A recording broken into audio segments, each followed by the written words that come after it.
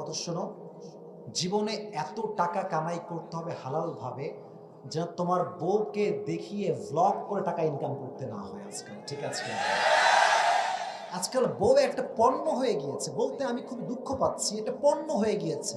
বউয়ের রূপ দেখাবে, চুল দেখাবে, ঘাট দেখাবে, আরো অনেক কিছু দেখায় ভ্লগাররা টাকা ইনকাম করে। আর আমরা আবাল বাঙালি আছি, আমরা আবার বলি যে আমিও বিয়ের পর এরকম ভ্লগ করব। আছে না নাই বলেন না কেন, কথা বলেন না কেন?